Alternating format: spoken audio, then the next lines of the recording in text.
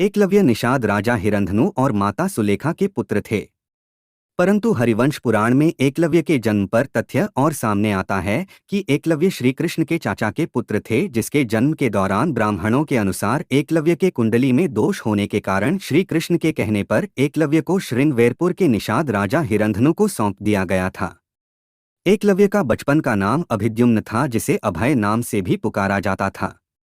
एकलव्य के पिता हिरंधनु श्रृंगवेरपुर के कुशल शक्तिशाली निषाद राजा थे, जिनके राज्य के सभी प्रजा सुखद तरीके से रहते थे। हिरंधनु बेहद शक्तिशाली राजा था।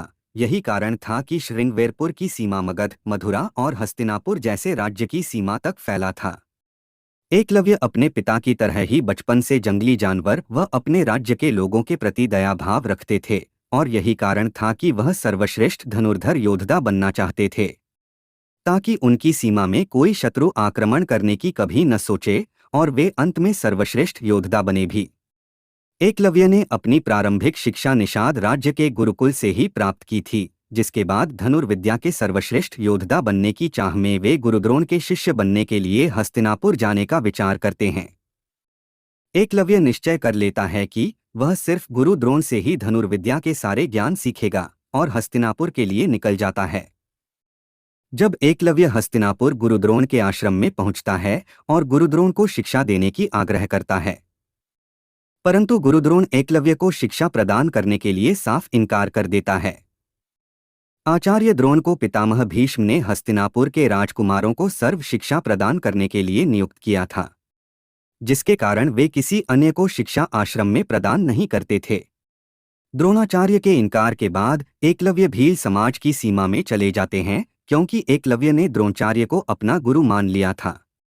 इसीलिए वे बिना धनुर्विद्या का ज्ञान प्राप्त किए अपने राज्य जाना नहीं चाहते थे और जंगल में गुरुद्रोण के मिट्टी की मूर्त बनाकर उसके सामने अकेले धनुर्विद्या के सारे गुण सीखते रहे। बेलपत्र की वर्षों की तपस्या एवं प्रयासों के बाद आंखें या धनुर्विद्या में शूल का भी प्रतीक कहा जाता है। एक दिन एकलव्य ध्यान मुद्रा में बैठे हुए थे, लेकिन एक कुत्ता के भौंकने की आवाज जोर जोर से आ रही थी, जिसके कारण एकलव्य ध्यान नहीं कर पा रहे थे।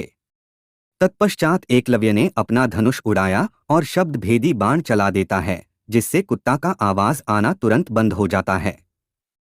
वह कुत्ता पांडु पुत्रों का होता है। पांचों पांडव कुत्ते के मुंह को तीरों से भरा देख चौंक जाते हैं, क्योंकि कुत्ते के मुंह से एक कतरा रक्त नहीं निकला था और उसके मुंह में अनेकों तीरें भरी हुई थी। कुछ समय बाद एकलव्य पांडवों के समक्ष होता है। एकलव्य को देख अर्जुन क्रोध में आ जाता है और एकलव्य से युद्ध करने को आतुर होता है, परंतु धर्मराज युधिष्ठिर अर्जुन को समझा लेता है और एकलव्य को अपना परिचय देने को कहता है।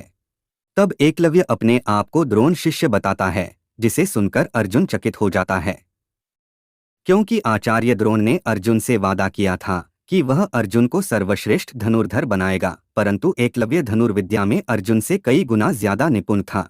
जब आचार्य एकलव्य के पास पहुंचते हैं तो सभी का एकलव्य प्रेम पूर्वक स्वागत करता है और आचार्य द्रोण को अपने धनुर्विद्या का परिचय कराते हैं, जिसे देखकर आचार्य द्रोण एकलव्य से बेहद प्रभावित होते हैं।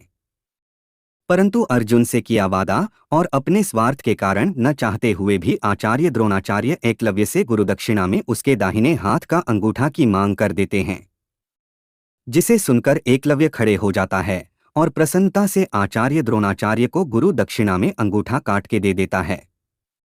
अंगूठा के कट जाने के बाद भी एकलव्य के युद्ध कुशलता में तनिक भी कमी नहीं आती और वह अपने राज्य श्रृंगवेरपुर लौट जाता है, जिससे उपरांत वह अपने पिता के बाद श्रृंगवेरपुर राज्य का राजा बन जाता है। उसी समय के दौरान जरासंध और श्री कृष्ण के बीच बैर चल रहा होता है, जिसमें जरासंध युद्ध में एकलव्य को सहायता का अनुग्रह करता है।